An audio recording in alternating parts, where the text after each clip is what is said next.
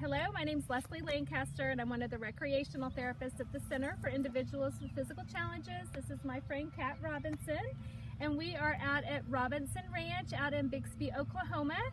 And today for our wellness class, we're going to actually just take you through her ranch and just kind of talk to you a little bit about what she does, kind of how she got started, and why what we put in our bodies is important to our health. Excuse me. And so I'm just going to let Kat take over and go from there.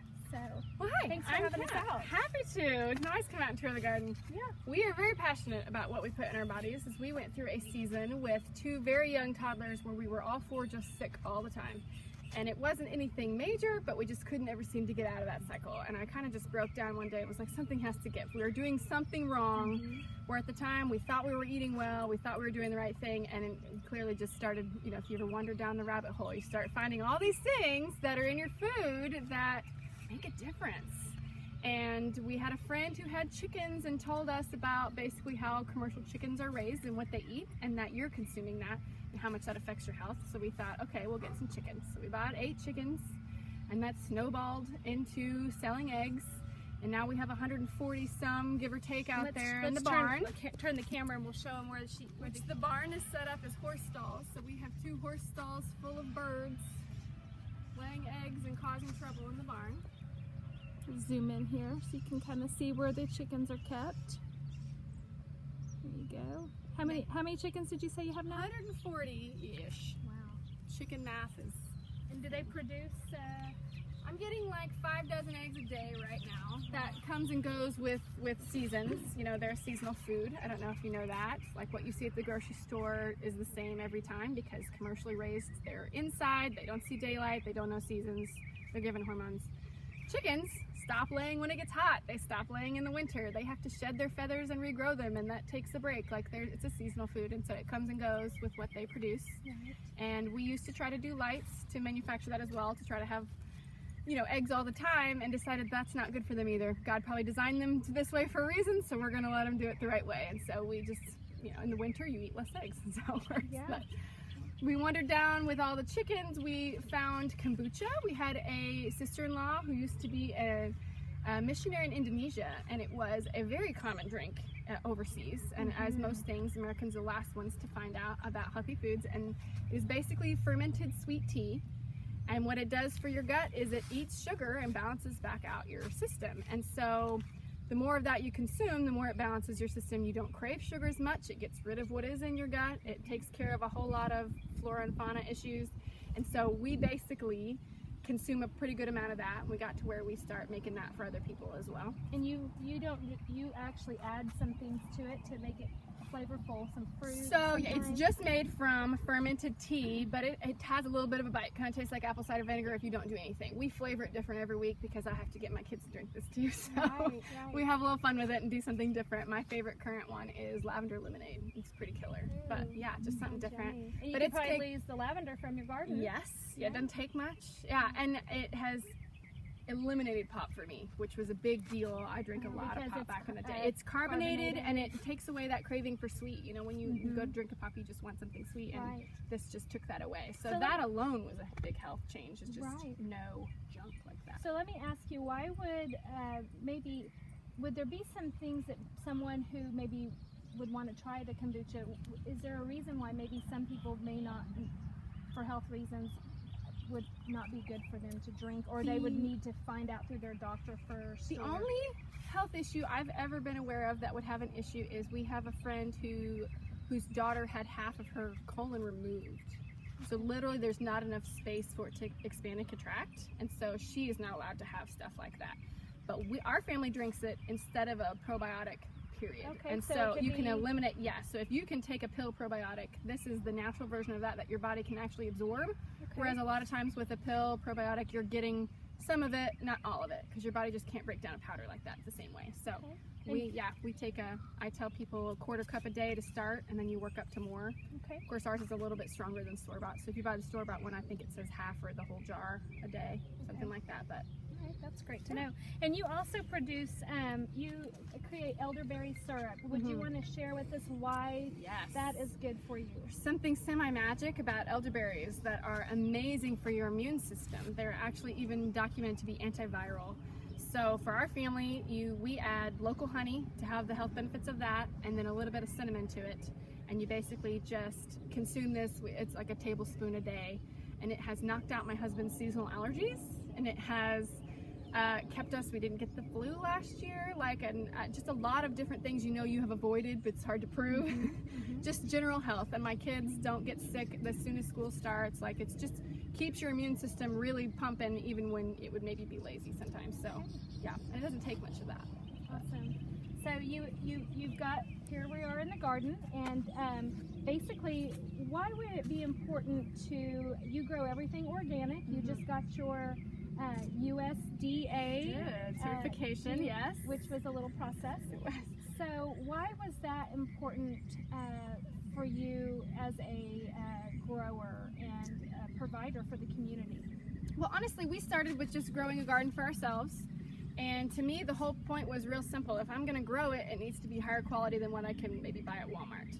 So, and then the more you study what is done to your food commercially grown, the more scared you get.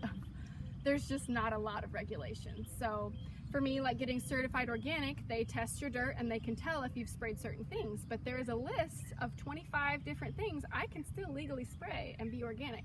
We do not, but that means that if you buy zucchini from the store that's not certified organic, there's no regulation of what they do to it at all. They can spray anything they wanted on it at any point, and you're still consuming that. And you're talking about pesticides. I'm talking about pesticides, herbicides. I'm talking about anything that's been done to that soil. In fact, they say if you spray Roundup on your dirt, it takes upwards of 10 years for it to actually recover from that. So if you think about what that does for us, it's been really hard for them to study that because it happens in weird little doses and it depends on what you eat. But essentially, yes, I'm trying to eat healthy and eat this zucchini, but what's been done to that can also mess you up pretty bad, and it's really hard to know that. So we got to where we decided we aren't doing anything that isn't natural at all. So if I'm going to go the trouble of eating a salad a day, I would like it to not also poison me. So we do everything we can as organic as possible. And what all do you grow? Everything that you can seasonally grow in Oklahoma except maybe green beans. We do a little of everything. Real big on salad greens. What's in front of me is some pretty red Swiss chard.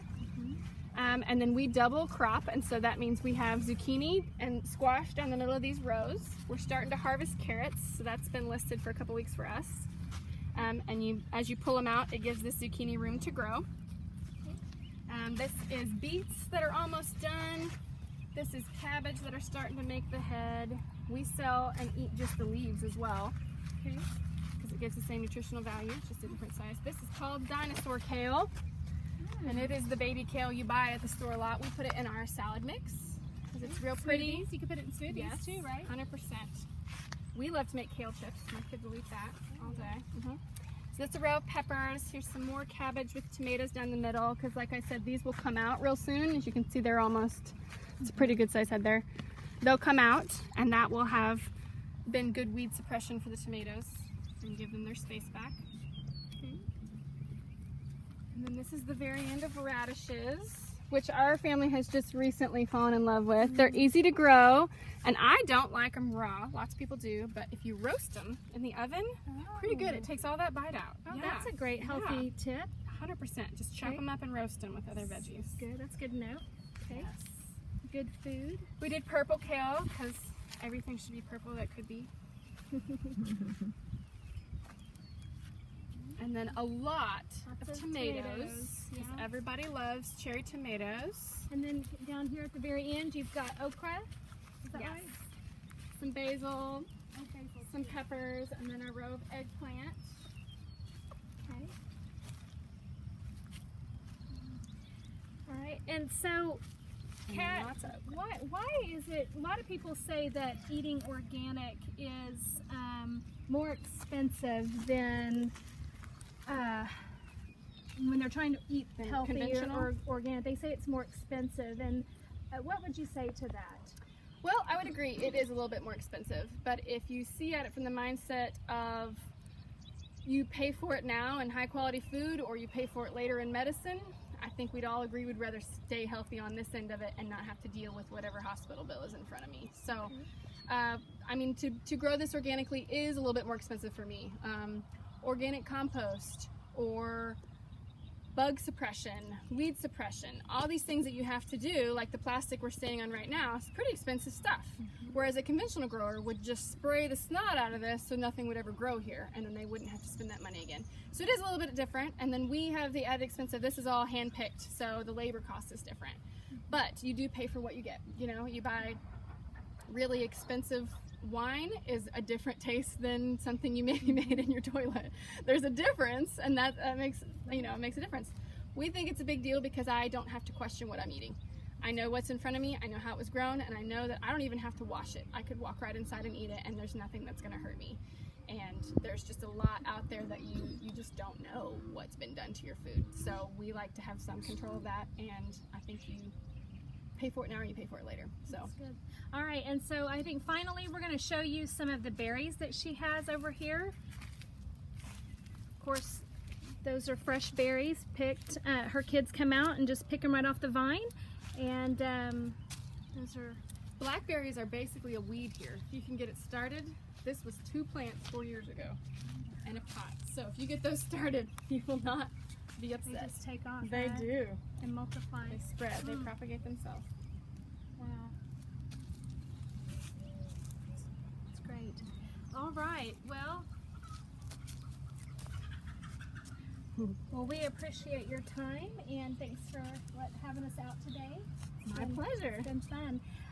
You can also, Kat has a website that you can order from. She has a delivery within a certain mile radius, which the website, if you would like to order, or if you just want to check out her fresh produce and things that she has to sell from Robinson Ranch, you can go to RobinsonRanchVeggies.com, and I will actually post that link in the comments section so that you can go straight to that. You can also find her on Facebook under the Robinson Ranch, and if you have Instagram, she is on there as well. So those would be some great ways to follow her and kind of just see what all is in season, and she posts every week of when to order, and so go check her out. I promise you, you won't be disappointed. So again, thank you for having us out, and you guys have a great day. In the meantime, stay well, stay centered, and until we meet again.